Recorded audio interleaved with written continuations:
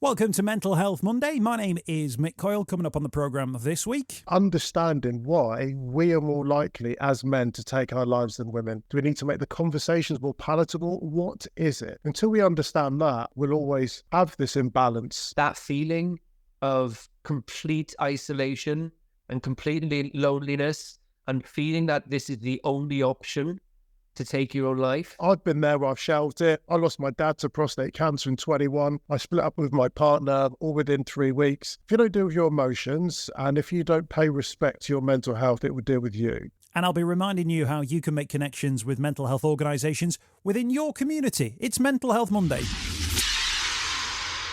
The home of the UK's conversation about mental health. Welcome to Mental Health Monday. Really appreciate your time today. Thank you for checking out the podcast. Thank you for your downloads. And now, quick story. So I mentioned last time we were on the podcast that the general election had been taking up a lot of my time on the old day job with the Turnout podcast. Really big success, focusing on young people, trying to encourage them to vote. Something like 10 million people saw some of the content that we put out ahead of that one, so it was really great fun. But it was quite strange to have a general election in July when, well, I was going to say when it's hot and sunny, when it's not been hot and sunny at all. But there's a little bit of a juxtaposition around the months of that. So I know the general election is not supposed to take place in July, but also Movember is not supposed to take place in July. And yet that is the focus of today's podcast. So if you're listening down the line, this won't matter to you. But if you are listening as and when this comes out and you're thinking, isn't it a bit early to be talking about Movember? Well, the answer is actually no, because this week Movember have been in touch with me about a new report that they've put out, and it's about the worst places in England and Scotland to live if you're a man with the threat of dying prematurely. So they've got this new set of data which looks at the disparities in men's health outcomes, both from a physical health point of view and a mental health point of view, and actually found, probably not surprisingly, that those men living in deprived areas face significantly higher risks of premature deaths. But the stats on it are absolutely shocking. Nearly 2 in 5 male deaths in the UK are premature. Physical and mental health reasons. That's 133,000 lives lost each year for preventable causes. I mean, that's incredible in and of itself. And when you top that up and the damage to the economy and all that kind of stuff, it's something like £9 billion in 2023. It's a huge, huge amount. But it's not just the men who die prematurely. It's the impact it has on their families. It's their quality of life while they're here. And it's physical reasons, and it's also, the focus of today's conversation, mental health reasons as well. The areas where things are worse, Birmingham, Leeds, Blackpool and Glasgow. I'll put a link in the notes where you can find out some more about the survey and the work that Movember are doing around this. Like I say, they've got this data. They don't want to sit on it until November when they start talking about Movember, so they're getting it out. That's why they're appearing on the programme today. Now, two guys who are actually their ambassadors who are going to talk through their story. Matt Johnson. Matt, you'll know him from the telly. He's a very handsome fella. You'll recognise him from 1,000,001 different things. But his mental health story and his mental health journey, he really is quite something. And he's right across the stats and the facts around this one. Also joining us a little bit later on, two guests on the show this week for the price of one, and that price is free. Ugo Monye. Now, you'll recognise him from TV Now, Question of Sport, but also a big rugby union career as well, and a huge advocate for looking after your mental health. He shares some of the things that he's been through.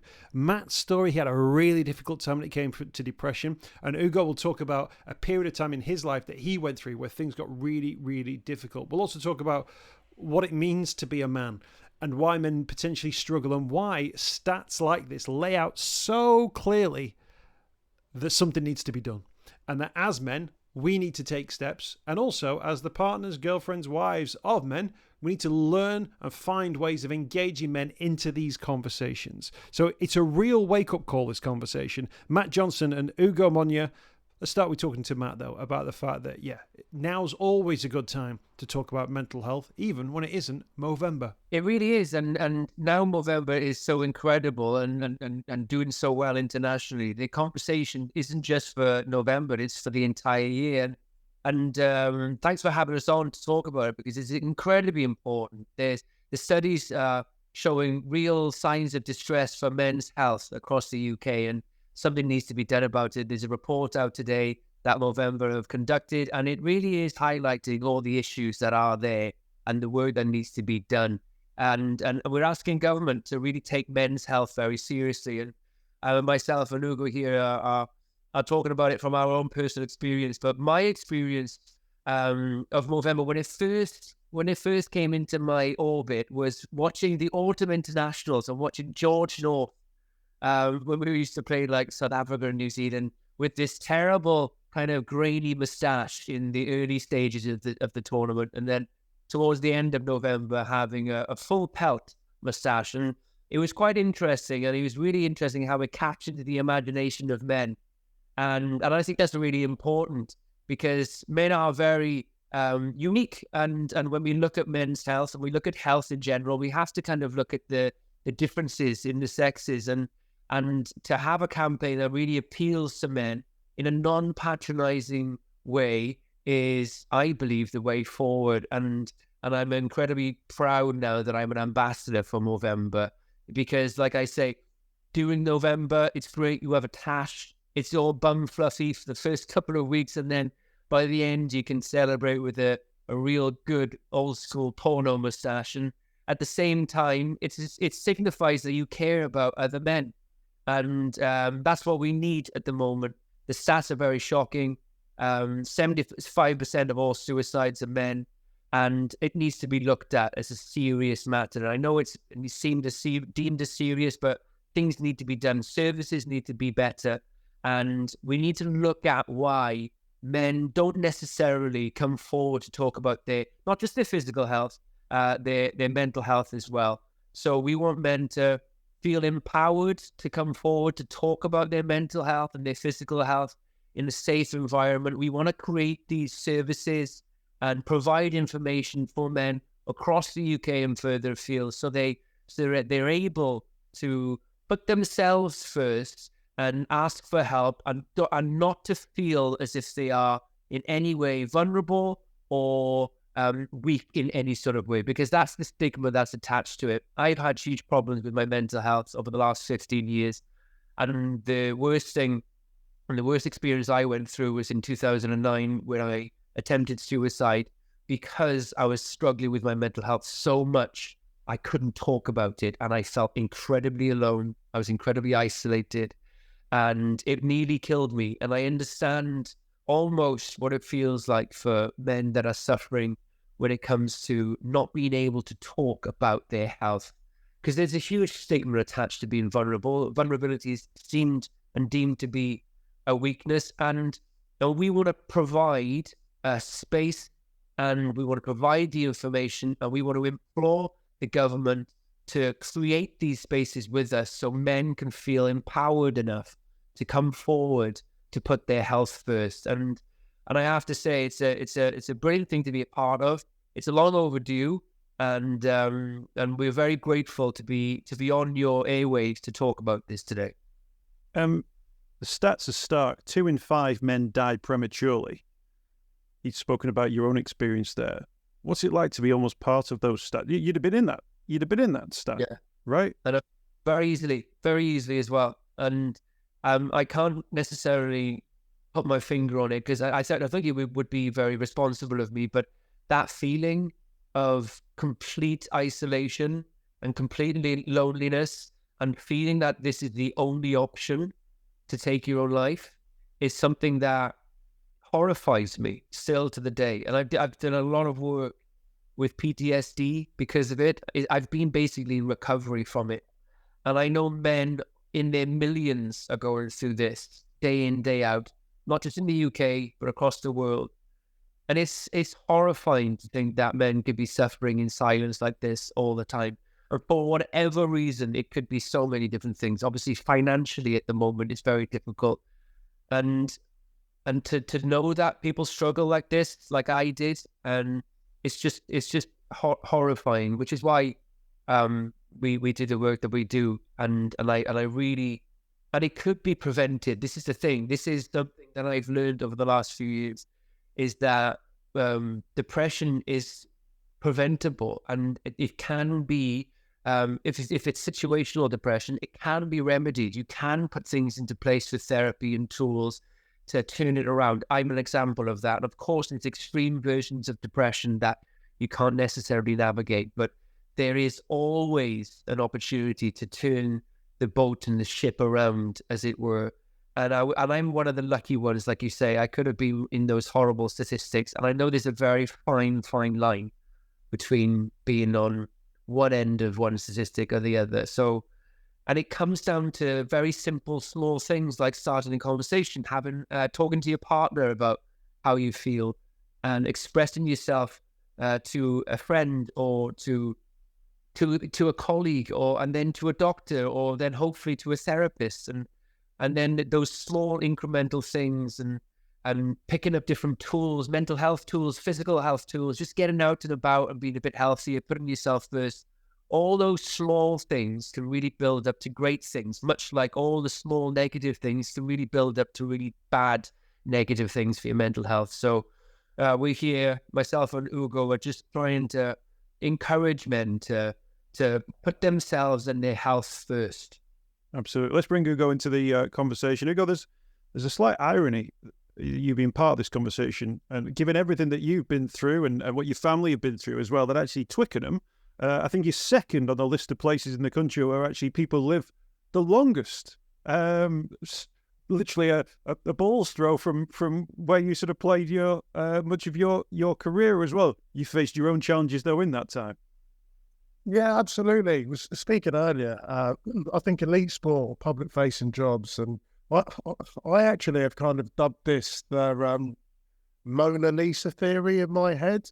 So when people go and see the Mona Lisa, and there's been like theories and thesis, and people have done degrees about it.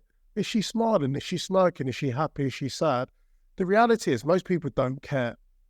They go to consume, get a photo, and they leave. And in public-facing jobs, that's often how we are presented. Doesn't matter what's happening. Whether Matt's on telly today, Matt, do your job, look happy, let me consume you, and then we'll move on. Scratch your surface. No one has a clue.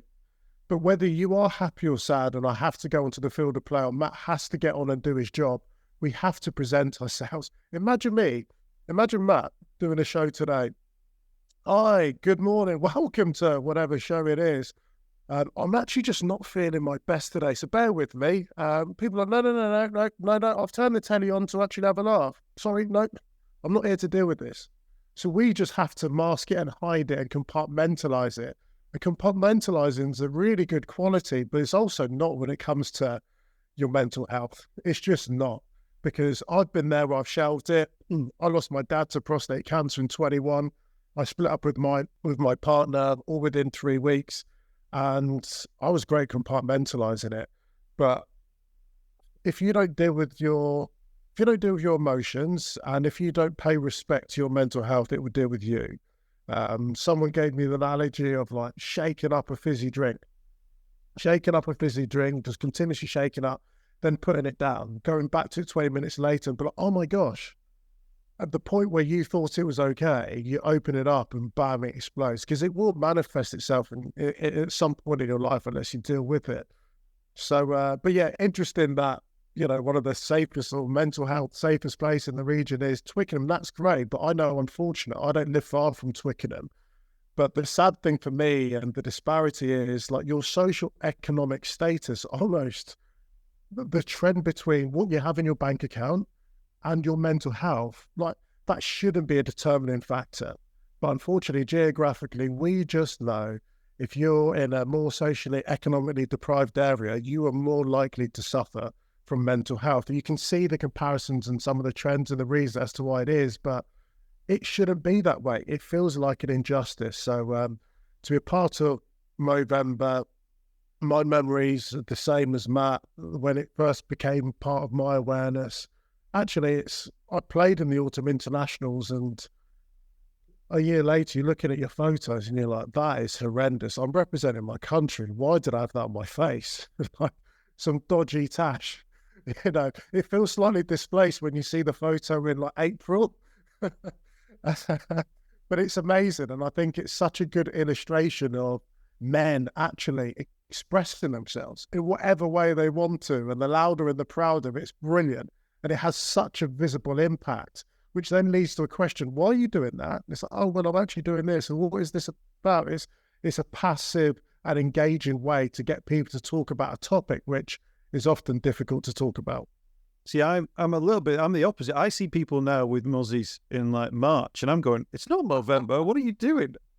I think it was probably Movember and Aussie sports people who've maintained the muzzy through the dark days of the noughties and tenties. I think, yeah. Before that, I had one 2 weeks ago. I had one last week. I went to Wimbledon. I had handlebars, and I mean, I had it because I had it, and that's all I've got. Okay, and people are like, Ugo, it's July, but it's amazing how it's now become like Movember is so much more than just this mental health charity and this route in this place and this directional place. We say, oh, we can talk about it. It's a safe place to have the conversation. It's like, that thing on your face is now allied to that. Why have you got that Movember tash in July? And it's brilliant. That level of awareness is not just, totally cross-gender as well. Yeah, and men need that reason to have that conversation. Not that you can't often go, Ugo, I want to ask you about your mental health.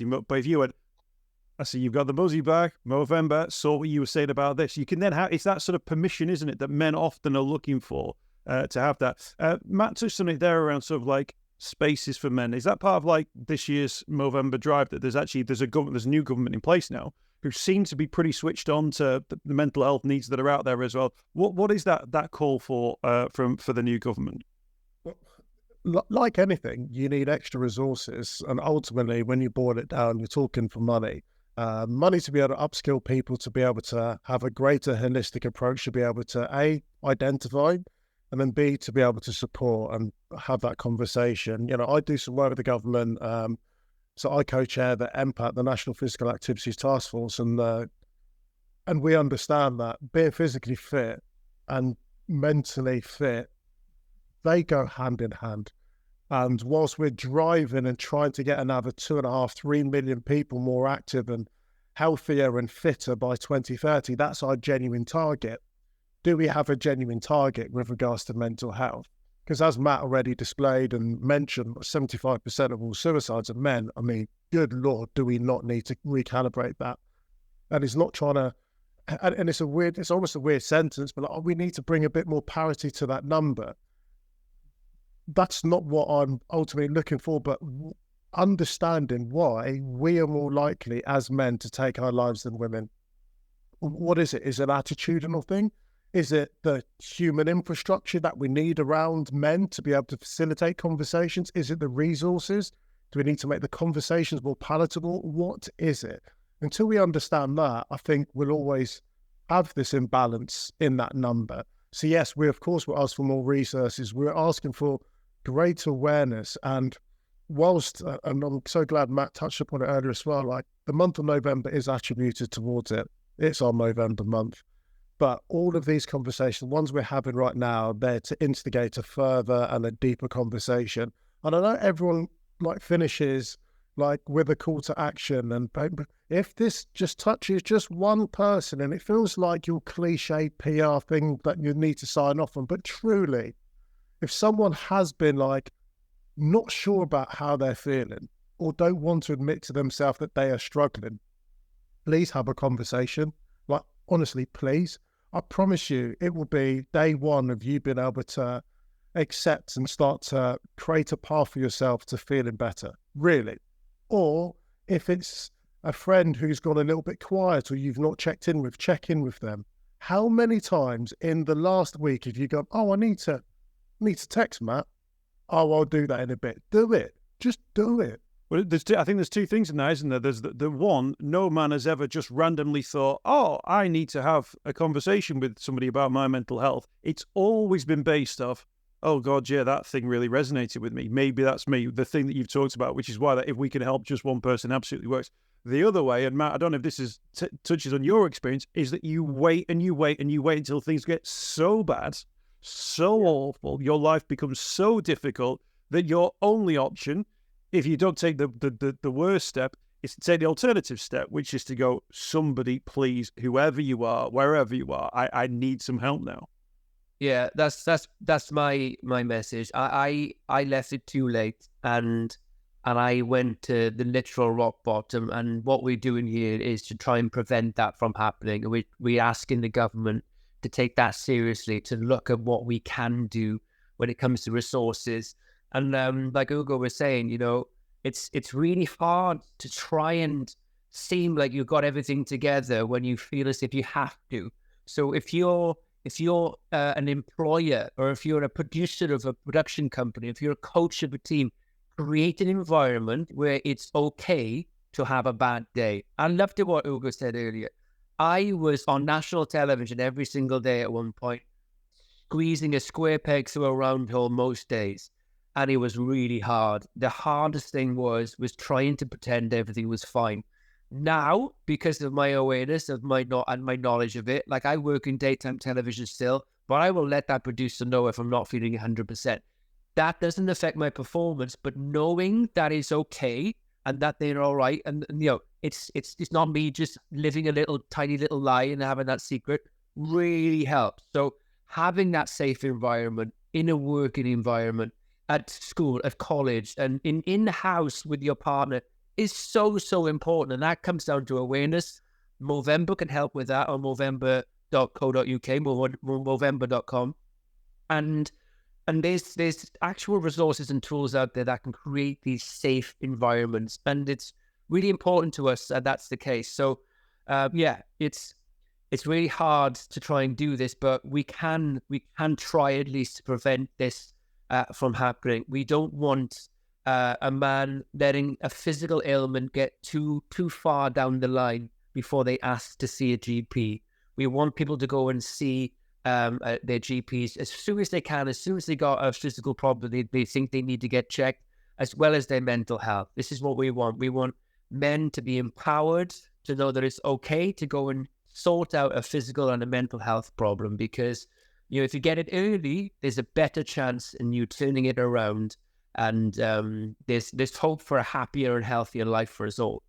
Absolutely. Mick, can I also add to that? And obviously this conversation is centered around men, but I would love women to also enter into this group chat as well. Like, please be a part of it. Like, hold our hands metaphorically and physically. Like, we all have male colleagues, perhaps a partner, whatever it is, brothers.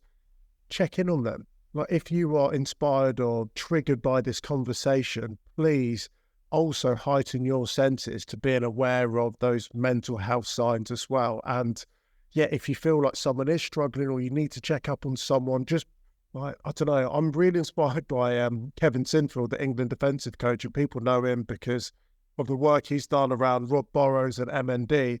He repeatedly says, he gets asked why he does it, and he says, I just want to be a good mate. Like, be a good mate to someone today. Like, just be a good mate. That's the message. That's a great shout. Yeah, for the men. And also, we all need a Nagatha Christie in our lives, don't we?